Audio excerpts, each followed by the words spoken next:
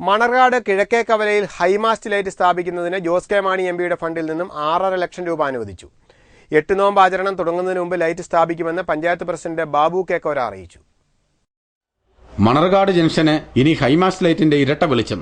മണർകാട് കവലയിൽ ജില്ലാ പഞ്ചായത്ത് ഫണ്ടിൽ നിന്നും 5 ലക്ഷം രൂപ മുടക്കി കഴിഞ്ഞ വർഷം ഹൈമാസ്റ്റ് ലൈറ്റ് സ്ഥാപിച്ചിരുന്നു. ട്രാഫിക് ഐലൻഡിനോട് ചേർന്നാണ് ഇത് സ്ഥാപിച്ചിരിക്കുന്നത്. ഇതുകൂടാതെ പുതുപ്പള്ളിക്ക് തിരിയുന്ന കിഴക്കേ കവലയിലാണ് ജോസ് കെ മാണിയുടെ എംപി ഫണ്ടിൽ നിന്നുള്ള ഹൈമാസ്റ്റ് ലൈറ്റ് സ്ഥാപിക്കുന്നത്. ജില്ലാ പഞ്ചായത്തിൽ നിന്നും സ്ഥാപിച്ചിട്ടുള്ള ലൈറ്റിൽ നിന്നും ഏറെ വ്യത്യസ്തമാണ് എംപി ഫണ്ട് ഉപയോഗിച്ചുള്ള ഹൈമാസ്റ്റ് ലൈറ്റ്. LED ബൾബുകൾ ഉപയോഗിച്ചുള്ള ഈ ലൈറ്റിന് കുറഞ്ഞ അളവിൽ വൈദ്യുതി മാത്രമേ ആവശ്യമുള്ളൂ. അതിനാൽ കറണ്ട് ചാർജ് ഇനത്തിൽ ഗ്രാമപഞ്ചായത്തിന് ഏറെ ലാഭമുണ്ട്. 6,50,000 രൂപയാണ് ലൈറ്റ് സ്ഥാപിക്കുന്നതിന് അനുവദിച്ചിട്ടുള്ളത്. സെപ്റ്റംബർ 1 8 നോമ്പാചരണം തുടങ്ങുന്നതിന് മുൻപായി പുതിയ ഹൈമാസ്റ്റ് ലൈറ്റ് യാഥാർത്ഥ്യമാകുമെന്ന് മണർകാട് ഗ്രാമപഞ്ചായത്ത് പ്രസിഡന്റ് ബാബു കെ കോര പറഞ്ഞു. ഈ ഹൈമാസ്റ്റ് ലൈറ്റ് LED ബൾബ് ഉപയോഗിച്ചാണ് സ്ഥാപിക്കുവാൻ പോകുന്നത്. അതുകൊണ്ട് വൈദ്യുതിയുടെ ഉപയോഗം വളരെ കുറവായിരിക്കും. വലിയ പ്രകാശം നൽകുന്ന ഒരു സംവിധാനമാണ് ഈ LED ഹൈമാസ്റ്റ് ലൈറ്റ്. മണർകാട് പള്ളിയിലെ 8 നോയമ്പ് പെരുന്നാളിനോടനുബന്ധിച്ച് അനേകം ആളുകൾ കടന്നു വരുന്ന ഈ പ്രദേശത്ത് മണർകാട് പഞ്ചായത്തിൻ്റെ എല്ലാ ഇടവഴികളിലും സ്ട്രീറ്റ് ലൈറ്റ് സ്ഥാപിക്കുവാൻ പഞ്ചായത്ത് കമ്മിറ്റി തീരുമാനിച്ചിട്ടുണ്ട്. 1 മാസത്തിനകം ഈ ലൈറ്റുകളെല്ലാം പഞ്ചായത്തിൻ്റെ വിവിധ വാർഡുകളിൽ വിവിധ പഞ്ചായത്ത് റോഡിൽ സ്ഥാപിക്കും. 2 ഹൈമാസ്റ്റ് ലൈറ്റുകളും പ്രകാശിക്കുന്നതോടെ മണർകാടിന്റെ രാത്രികൾ പകൽ പോലെ പ്രകാശപൂരിതമാവും. News bureau, Manarcad. അകലക്കുന്നം ഗ്രാമപഞ്ചായത്ത് രൂപീകരണത്തിന്റെ 60ാം വാർഷികാഘോഷം ജില്ലാ പഞ്ചായത്ത് പ്രസിഡന്റ് നിർമ്മല ജിമ്മി ഉദ്ഘാടനം ചെയ്തു. പഞ്ചായത്തിലെ EMS ഭവന പദ്ധതി അട്ടിമറിച്ചുവെന്നാരോപിച്ച് പ്രതിപക്ഷം ആഘോഷ പരിപാടികൾ ബഹിഷ്കരിച്ചു. അകലക്കുന്നം ഗ്രാമപഞ്ചായത്ത് രൂപീകരണത്തിന്റെ 60ാം വാർഷികം ജില്ലാ പഞ്ചായത്ത് പ്രസിഡന്റ് നിർമ്മല ജിമ്മി ഉദ്ഘാടനം ചെയ്തു. പഞ്ചായത്ത് ഹാളിൽ നടന്ന യോഗത്തിൽ ഗ്രാമപഞ്ചായത്ത് പ്രസിഡന്റ് മേരി തോമസ് അധ്യക്ഷത വഹിച്ചു. പഞ്ചായത്ത് ഭരണസമിതി അംഗങ്ങൾക്ക് ലഭിക്കുന്ന ഓണറേറിയ നാമമാത്രമാണെന്ന് മുഖ്യപ്രഭാഷണം നടത്തിയ ജോസ്മോൻ മുണ്ടയ്ക്കൽ അഭിപ്രായപ്പെട്ടു. എന്നിരുന്നാലും നിസ്വാർത്ഥമായ സേവനത്തിന് മുന്നിട്ടിറങ്ങിയവരാണ് ജനപ്രതിനിധികളെന്നും അദ്ദേഹം പറഞ്ഞു. പഞ്ചായത്ത് പ്രസിഡന്റ് എക്സിക്യൂട്ടീവ് പവറുണ്ട്. അധികാരത്തിന്റെ മുഖ്യ കേന്ദ്രമാണ് ഗ്രാമപഞ്ചായത്തും ബ്ലോക്ക് പഞ്ചായത്തും ജില്ലാ പഞ്ചായത്ത് സംവിധാനങ്ങളുടെ നായിക സ്ഥാനത്തുള്ളവരെങ്കിൽ പോലും ആ ഓഫീസിലെ ഒരു പാർട്ട് ടൈം സ്വീപ്പറിനുള്ള ഓണറേറിയം പോലും ഇപ്പോഴും ഈ പഞ്ചായത്ത് പ്രസിഡന്റുമാരായിട്ടുള്ള ആളുകൾക്കില്ല. മെമ്പർമാരെ സംബന്ധിച്ചിടത്തോളം വാസ്തവത്തിൽ അവർക്ക് ലഭിക്കുന്ന ഓണറേറിയം എന്നൊക്കെ പറഞ്ഞാൽ വളരെ തുച്ഛമാണ്. ജില്ലാ പഞ്ചായത്ത് ഞങ്ങൾക്ക് എനിക്ക് തന്നെ 54 വാർഡുണ്ട്. ഒരു വാർഡിൽ ഒരു ദിവസം അല്ലെങ്കിൽ ജില്ലാ പഞ്ചായത്തിൽ നിന്ന് കിട്ടുന്ന ഓണറേറിയം ഉണ്ടെങ്കിൽ ഒരാഴ്ചയിൽ വണ്ടിക്ക് എണ്ണയടിക്കാൻ കാശ് കാണത്തില്ല. അതാണ് ഇങ്ങോട്ട് ഗവൺമെന്റിൽ നിന്ന് കിട്ടുന്നത്. പക്ഷേ അത് അറിഞ്ഞുകൊണ്ട് തന്നെയാണ്, നിസ്വാർത്ഥമായിട്ടുള്ള സേവനത്തിന് സന്നദ്ധരായിക്കൊണ്ട് തന്നെയാണ് ജനപ്രതിനിധികൾ പ്രവർത്തിക്കുന്നത്. ബ്ലോക്ക് പഞ്ചായത്ത് അംഗങ്ങളായ ബെറ്റി റോയി, റോസമ്മ, സണ്ണി എബ്രഹാം, ബെന്നി വടക്കേടം, മാത്തുക്കുട്ടി തുടങ്ങിയവർ ആശംസ അർപ്പിച്ചു. ആദ്യകാല ഭരണസമിതി അംഗമായിരുന്ന ആര്യാട്ട് AK മാധവൻ നായരെ യോഗത്തിൽ ആദരിച്ചു. എന്നാൽ ആഘോഷ പരിപാടികൾ ഇടതുമുന്നണി ബഹിഷ്കരിച്ചു. 15 അംഗ ഭരണസമിതിയിൽ ഇടതുപക്ഷത്തിന് 4 അംഗങ്ങളാണുള്ളത്.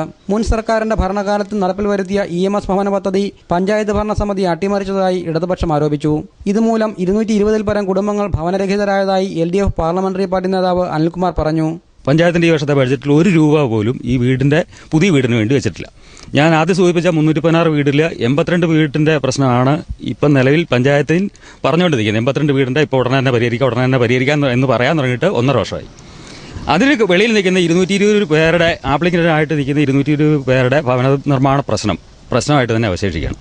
ഈ സാഹചര്യത്തിൽ ഇവിടെ ഈ ആഘോഷ പരിപാടികൾ സംഘടിപ്പിക്കുന്നതിൽ എതിർപ്പ് പ്രകടിപ്പിച്ചുകൊണ്ട് ഞങ്ങളുടെ പാർലമെന്ററി പാർട്ടി കൂടുകയും ഈ ആഘോഷ പരിപാടികൾ ഈ 60ാം വാർഷികമായിട്ട് ബന്ധപ്പെട്ട ആഘോഷ പരിപാടിയിൽ ബഹിഷ്കരിക്കാൻ തീരുമാനിക്കുകയാണ് ഉണ്ടായത്. News bureau, Pallikkathodu. പ്രശസ്തമായ മൂലേപ്ലാവ് ശിവരാത്രി മണപ്പുറത്തെ ക്ഷേത്ര സമുച്ചയ നിർമ്മാണത്തിന് അടുത്ത മാസം തുടക്കമാകും. ആദ്യഘട്ട പ്രവർത്തനങ്ങൾ തിങ്കളാഴ്ച തുടങ്ങി. 78 വർഷം മുമ്പാണ് പ്രശസ്തമായ മൂലേപ്ലാവ് മണൽപ്പുറത്ത് ശിവരാത്രി ആഘോഷങ്ങൾക്ക് തുടക്കമായത്. കുളത്തുങ്കൽ ദേവീക്ഷേത്ര കമ്മിറ്റിയിൽ പ്രവർത്തിച്ചിരുന്ന ഒരു കൂട്ടം ഭക്തരുടെ നേതൃത്വത്തിലാണ് മൂലേപ്ലാവ് മണൽപ്പുറത്ത് ശിവരാത്രി ആഘോഷങ്ങൾ ആരംഭിച്ചത്. ഇതിനെ തുടർന്ന് നദിയുടെ കിഴക്ക് ഭാഗത്ത് വെറ്റിനറി ആശുപത്രിക്ക് സമീപത്തായി ഭജന മന്ദിരവും ഓഫീസ് മന്ദിരവും പണിതീർത്തു. ഭജന മന്ദിരത്തോട് ചേർന്ന് ക്ഷേത്ര സാന്നിധ്യം തിരിച്ചറിഞ്ഞതോടെയാണ് ക്ഷേത്ര നിർമ്മാണത്തിനായി ഭക്തജനങ്ങൾ ഒത്തുചേർന്നത്. മൂഴയിൽ കുടുംബാംഗങ്ങൾ സൗജന്യമായി നൽകിയ സ്ഥലത്താണ് ക്ഷേത്ര നിർമ്മാണം ആരംഭിച്ചത്. ചിങ്ങമാസത്തിൽ ഒരാഴ്ചക്കാലം നീണ്ടുനിൽക്കുന്ന അഖണ്ഡനാമജപവും തുടർന്ന് അഷ്ടമംഗല ദേവപ്രശ്നവും ഉണ്ടാവും. മാവേലിക്കര ഗോപാലകൃഷ്ണ പണിക്കർ അഷ്ടമംഗല ദേവപ്രശ്നത്തിന് മുഖ്യ നേതൃത്വം വഹിക്കും. ആറന്മുള വാസ്തുവിദ്യാ കേന്ദ്രത്തിന്റെയും കാണിപ്പയ്യൂർ കൃഷ്ണൻകുട്ടിയുടെയും നേതൃത്വത്തിലായിരിക്കും ക്ഷേത്ര നിർമ്മാണം നടക്കുന്നത്. പ്രശസ്ത വാസ്തുവിദഗ്ധൻ AB ശിവനാണ് ക്ഷേത്രസ്ഥാനം നിർണയിച്ചത്. നദീസംഗമസ്ഥാനത്ത് കിഴക്ക് ദർശനത്തോടുകൂടിയായിരിക്കും മൂലേപ്ലാവ് ക്ഷേത്ര സമുച്ചയം ഉയരുന്നത്. News bureau, Manimala. കേരള സർക്കാർ സ്ഥാപനമായ ബുക്ക് മാർക്കിന്റെ പുസ്തകമേള പൊൻകുന്നത്ത് ആരംഭിച്ചു.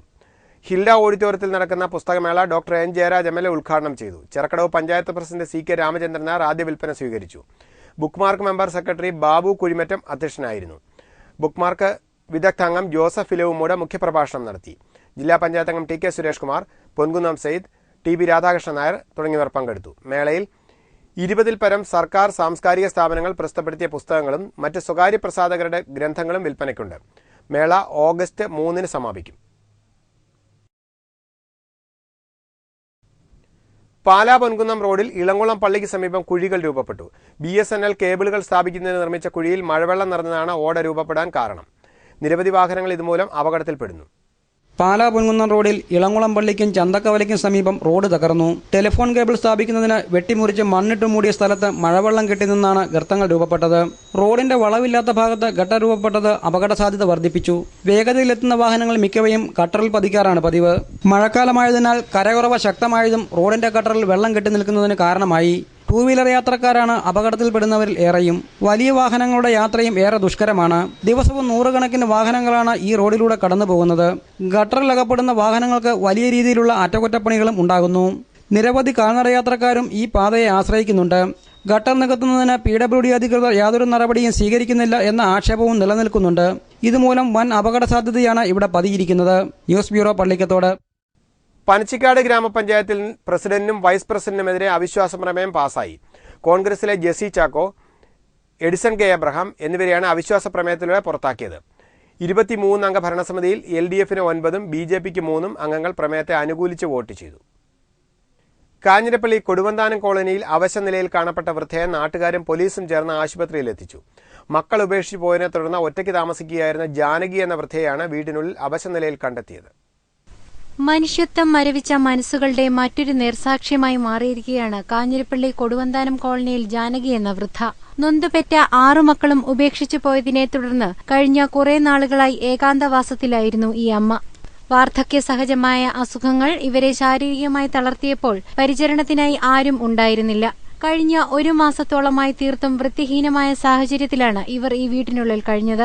ദുർഗന്ധം വമിക്കുന്ന മുറിക്കുള്ളിൽ അവശനിലയിൽ കഴിഞ്ഞ ജാനകിയുടെ ദുരവസ്ഥ നാട്ടുകാർ വഴിയാണ് പുറം ലോകമറിഞ്ഞത്. അയൽവാസിയായ സുശീല എന്ന വീട്ടമ്മയുടെ കാരുണ്യമൊന്നു മാത്രമാണ് ഈ വൃദ്ധയുടെ ജീവൻ ഇത്രയും നാൾ നിലനിൽക്കാൻ കാരണമായത്. സ്വന്തം അമ്മയെപ്പോലെ ഇവർ ഈ വൃദ്ധയെ പരിചരിച്ചു. മക്കളെ വിവരമറിയിച്ചെങ്കിലും അമ്മയെ പരിചരിക്കാൻ തങ്ങൾക്കാവില്ലെന്ന മറുപടിയാണ് ലഭിച്ചതെന്ന് സുശീല പറയുന്നു.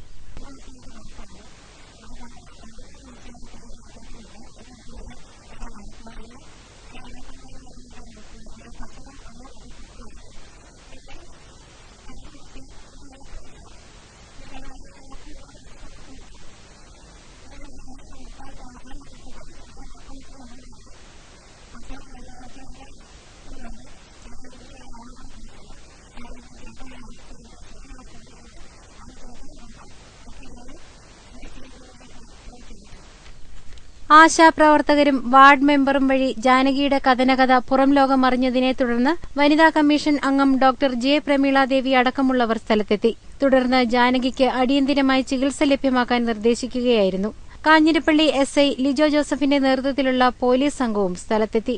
വൃദ്ധയുടെ മക്കൾ ഇവരെ പരിചരിക്കാൻ തയ്യാറായില്ലെങ്കിൽ അവർക്കെതിരെ നിയമ നടപടി സ്വീകരിക്കുമെന്ന് വനിതാ കമ്മീഷൻ അംഗം J. പ്രമീളാദേവി പറഞ്ഞു.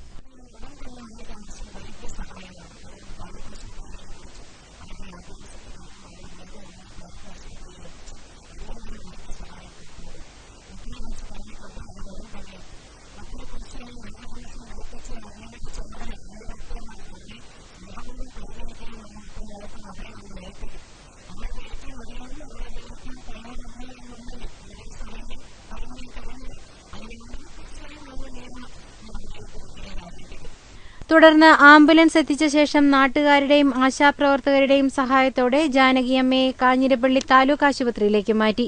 ഇവർക്കാവശ്യമായ ചികിത്സാ സഹായങ്ങളും ലഭ്യമാക്കിയിട്ടുണ്ട്. News bureau, Kanjirappally. കാഞ്ഞിരപ്പള്ളി ഗ്രാമപഞ്ചായത്തിൽ ഭരണസമരം ഉണ്ടായെന്നാരോപിച്ച് ബിജെപിയുടെ നേതൃത്വത്തിൽ പഞ്ചായത്ത് ഓഫീസിലേക്ക് പ്രതിഷേധ പ്രകടനവും മാർച്ചും നടത്തി. പഞ്ചായത്ത് ഓഫീസ് പടിക്കൽ നടന്ന ധർണ ബിജെപി ജില്ലാ സെക്രട്ടറി വി എൻ മനോജ് ഉദ്ഘാടനം ചെയ്തു. ബിജെപി കാഞ്ഞിരപ്പള്ളി നിയോജക മണ്ഡലം president K G Kannan, panchayat general secretary K C Sivadas, V V Suresh, K S Saji തുടങ്ങിയവർ നേതൃത്വം നൽകി. ഏതാണ്ട് 2.5 വർഷക്കാലം പിന്നിട്ടിരിക്കുന്ന ഗ്രാമപഞ്ചായത്തിന്റെ ഭരണസമിതി ഇന്ന് അടിമുടി അഴിമതിയിൽ മൂടി നിൽക്കുകയും വികസന പ്രവർത്തനങ്ങൾക്ക് ഭരണസമിതിക്ക് നേതൃത്വം നൽകുന്നവർ തന്നെ തുരങ്കം വയ്ക്കുകയും ചെയ്തുകൊണ്ടിരിക്കുന്ന ഒരു കാലഘട്ടത്തിലൂടെയാണ് കാഞ്ഞിരപ്പള്ളി കടന്നുപോയിക്കൊണ്ടിരിക്കുന്നത്.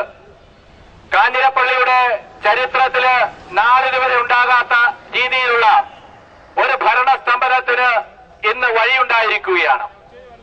ഏതാണ്ട് മാർച്ച് മാസത്തിന് ശേഷം ഇങ്ങോട്ട് കാഞ്ഞിരപ്പള്ളി പഞ്ചായത്തിന്റെ ഫയലുകളുടെ നീക്കങ്ങൾ അടക്കം ഇന്ന് പെൻഡിംഗ് ആയിക്കൊണ്ടിരിക്കുകയാണ്. രാജ്യത്തെ സിൽക്ക് ഉൽപാദകരെയും പട്ടുസാരി നെയ്ത്തുകാരെയും സഹകരിപ്പിച്ച് മൈസൂർ ആസ്ഥാനമായി പ്രവർത്തിക്കുന്ന സിൽക്ക് വിപണന പ്രദർശനമേള ഈ മാസം 31 കോട്ടയത്ത് തുടങ്ങും. മാമൻ മാപ്പിള ഹാളിൽ നടക്കുന്ന വിപണനമേള ജില്ലാ പഞ്ചായത്ത് പ്രസിഡന്റ് നിർമ്മല ജിമ്മി ഉദ്ഘാടനം ചെയ്യും. രാവിലെ 10 മുതൽ രാത്രി 9:30 വരെയാണ് മേള നടക്കുന്നത്.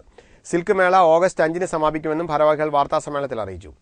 ടി അഭിനന്ദ്, രാകേഷ് റായ് തുടങ്ങിയവർ വാർത്താസമ്മേളനത്തിൽ പങ്കെടുത്തു. പ്രധാന വാർത്തകൾ ഒരിക്കൽ കൂടി.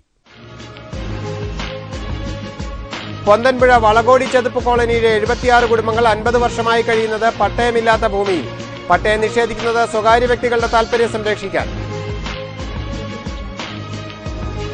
മാലിന്യ സംസ്കരണ പദ്ധതി ആവിഷ്കരിക്കുന്നതിൽ കോട്ടയം നഗരസഭയ്ക്ക് വേഗത പോരുന്ന വടവാതൂർ പഞ്ചായത്ത്. കൊടുങ്ങല്ലൂരെ മാലിന്യ സംസ്കരണ പദ്ധതി കോട്ടയത്തും പ്രായോഗികം.